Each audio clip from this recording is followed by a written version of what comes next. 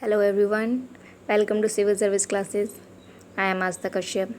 मैं आज आपके लिए पॉलिटी का न्यू चैप्टर लाई हूँ, पार्लियामेंट ऑफ इंडिया।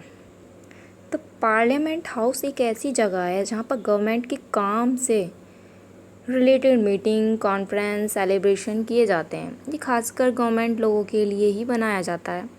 इंडिया में प्रेजेंट एक ही पार्लियामेंट है, पर अब दूसरा पार्लियामेंट बनाने की शुरुआत जल्दी की जा रही है। तो इन दो पार्लियामेंट में आखिर क्या फ़र्क होगा, कौन सा बेटर है, कौन सा नहीं बेटर है, ये सब बातें की जा रही हैं। तो हम अपने टॉपिक की ओर चलते हैं। ओके, तो सबसे पहले पार्लियामेंट ऑफ इंडिया कहाँ से लिया गया है? ये ब्रिटिश संविधान से। भारत की संसद कहाँ से है? ब्रिटिश संविधान से ली गई है। तो भारत की संसद में 3 सदस्य होते हैं, लोकसभा, राज्यसभा और राष्ट्रपति। ये दोनों हैं लोकसभा और राज्यसभा, ये दोनों हाउस हैं। और राष्ट्रपति जो हैं, ये राष्ट्रपति संसद के किसी भी सदन का सदस्य नहीं होते, ना तो लोकसभा के ना राज्यसभा के, लेकिन वे संसद का अभिन्न अंग हैं। ठीक है। तो जो लोकसभा है ये आर्टिकल 81 से लिया गया है। ओके, और राज्यसभा 80 आर्टिकल से, और भारत की संसद 79 आर्टिकल से लिया गया है। तो जो लोकसभा है वो हमारी जो संसद की है, निम्न सदन में आता है लोकसभा, और इसको हम राज्यसभा को उच्च सदन कहा जाता है। और जो हमारे राष्ट्रपति हैं ये देश के पहले नागरिक हैं। सबसे ज़्यादा पावर, देश की सबसे ज़्यादा पावर इनके पास है, और ये देश के मुख्य हैं, देश के महामहिम भी कहा जाता है इन्हें। ओके, तो जैसे लोकसभा की अहर्ताएँ मतलब इनकी योग्यताएं क्या होनी चाहिए लोकसभा बनने के लिए। तो सबसे पहले इनका कार्यकाल 5 वर्ष का होता है। ओके, ये भारत के नागरिक होने चाहिए, और इनकी मिनिमम एज 35 होनी चाहिए, और ये लाभ के पद पर ना हो, पागल अथवा दिवालिया ना हो। तो राज्यसभा की क्या क्या वो हैं? ये भारत के नागरिक होने चाहिए, मिनिमम एज इनकी 30 वर्ष होनी चाहिए, और लोकसभा की कितनी? 25, और राज्यसभा की 30, और ये लाभ के पद पर ना हो, पागल अथवा दिवालिया ना हो। नेक्स्ट है, इसमें 3 सत्र होते हैं,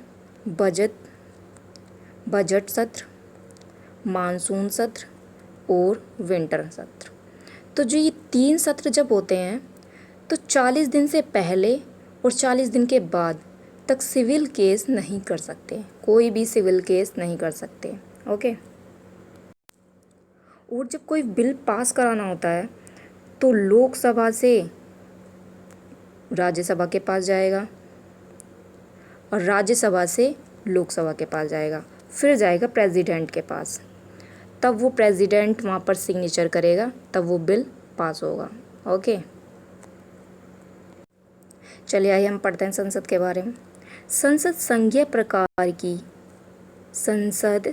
प्रकार की विधायी अंग है। संघीय प्रकार की संसदीय शासन प्रणाली अपनाने के कारण भारत शासन व्यवस्था में संसद का विशेष महत्व है। संविधान के 5 भाग के अंतर्गत आर्टिकल 79 से 122 तक संसद के गठन, संरचना, प्रक्रिया व शक्ति का आदि का वर्णन किया जाता है।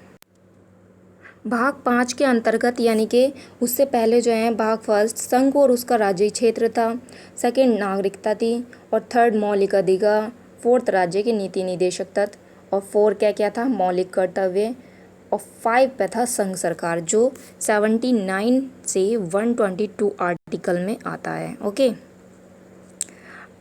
आर्टिकल 79 के अनुसार भारत की संसद राष्ट्रपति, राज्य तथा लोकसभा को से मिलकर बनती है। तो अभी मैंने आपको बताया भारत की संसद किस किस से बनती है? लोकसभा, राज्यसभा और राष्ट्रपति से। संसद में 2 सदन होते हैं, उच्च सदन और निम्न सदन। तो लोकसभा क्या है यहाँ पर? तो लोकसभा यहाँ पे निम्न सदन है, और राज्यसभा उच्च सदन है। ओके, नेक्स्ट है, राष्ट्रपति संसद के किसी भी सदन का सदस्य नहीं होता है, लेकिन वह संसद का अभिन्न अंग है। ना तो वो लोकसभा के साथ है, ना राज्यसभा के साथ है, बट वो अलग ही उसका वो है संसद में, और उसका अभिन्न ही अंग है ये, लेकिन वह संसद का अभिन्न अंग है। राष्ट्रपति संसद के किसी भी सदन का सदस्य नहीं होता है। स्पेशल ना तो लोकसभा का है, ना ही राज्यसभा का है।